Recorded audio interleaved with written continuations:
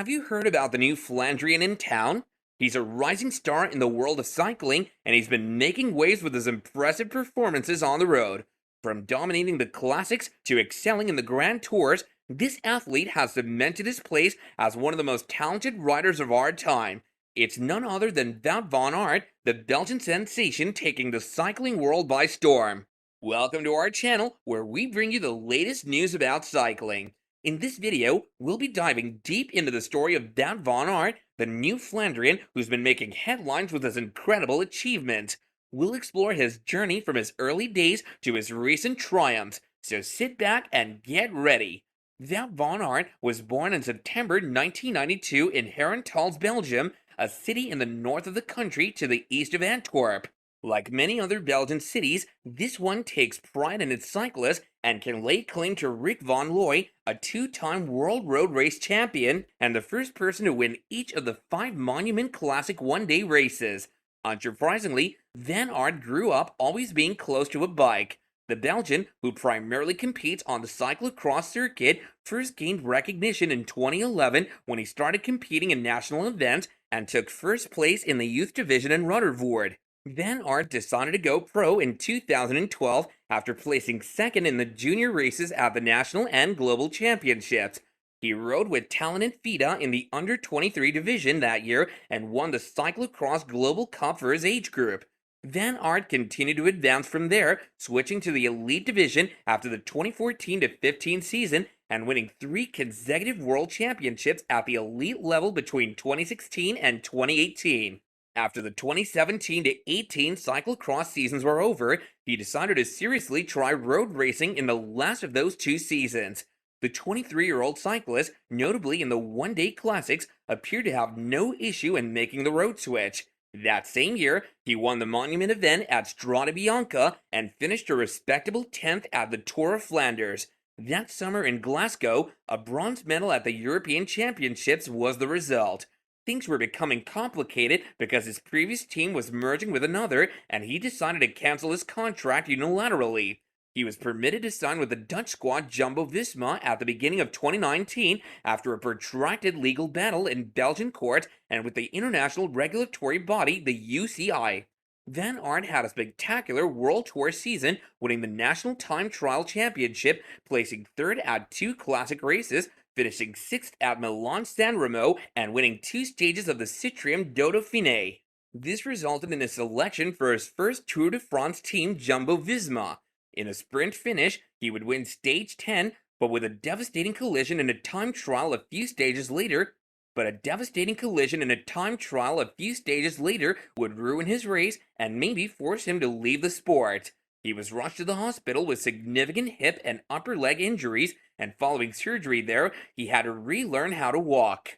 Van Aert has stated that it could have been the end of my career, but a short time later, he was back on his bike and finished 4th in the Cyclocross World Championships. Van Aert's cyclocross-honed bike adaptability has proven to be quite helpful to him on the road. He finally won the Strade Bianca in 2020, adding his first monument at Milan-San Remo a few weeks later. Before taking home 2 sprint victories at the Tour de France opening week, he would add another stage victory on his way to keeping his Dauphiné green jersey. Everyone has their own favorites. Therefore, for me, winning races is more important than the label, he once said. He described himself as somewhere in between a sprinter and a climber before the 2020 Tour. After winning at San Remo, he said, "I think it's a really fantastic thing that I don't know what my limits are. I'm 25, and it's really a delight to still learn what I'm able to do. I hope to have won various things by the end of my career, but as a Belgian guy, the Tour of Flanders and Paris-Roubaix are top of my list, and that's what I want to reach in the coming years." Since he started competing, Van Aert and Dutch cyclist Mathieu van der Poel have become close rivals in cyclocross and road racing. Both guys have reached unprecedented heights as a result of their ongoing rivalry. Wout van Aert Jumbo-Visma was selected as the Flandrian of the Year at the Het Nieuwsblad end-of-season gala for the 3rd consecutive year in 2023. Lotte Kopecky of Live Racing, the points race world championship winner, received the Flandrian of the Year award for women. However, despite all the impressive performances, Some observers might not have realized that Team Jumbo-Visma riders were riding a newer Cervelo S5. This is also the result of the bike's relatively modest visual innovations. This starkly contrasts the bike's performance, as Jumbo-Visma has won 3 of the bike's 6-stage victories.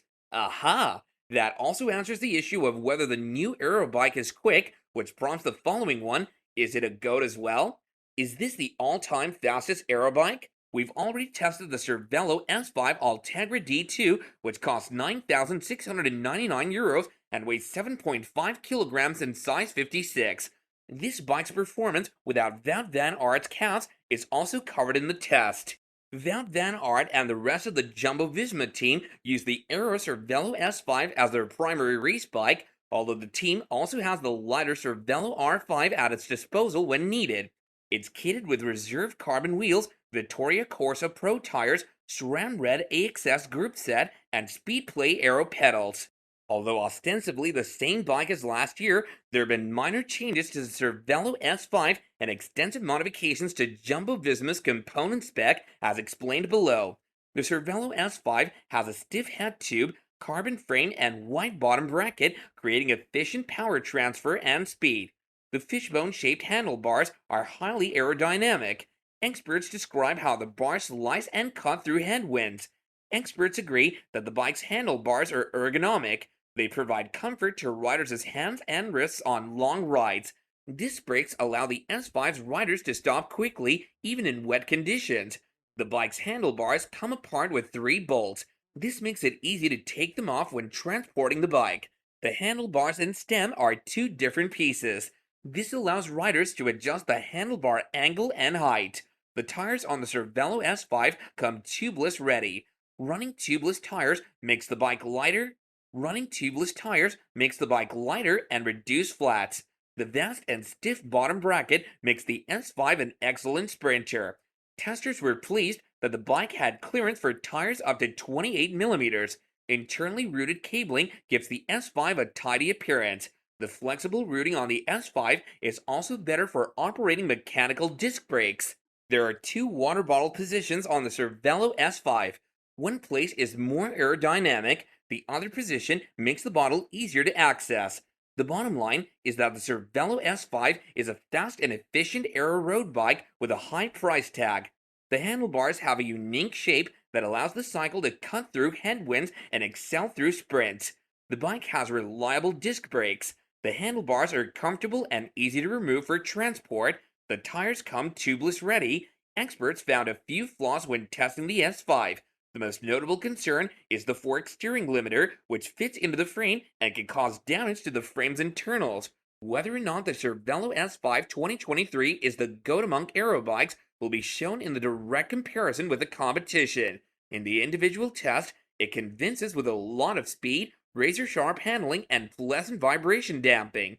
This makes the bike an aspirant of Pro Tour victories and the right tool for anyone who wants to buy more speed on flat to undulating terrain for a lot of money. Those who ride a lot in the high mountains will find more suitable bikes in the Cervelo portfolio. And that's a wrap, guys. If you enjoyed this video, do hit that like button and subscribe to our channel. Also, don't forget to let us know in the comments below who your favorite cyclist is and why. And we'll see you again in the next one.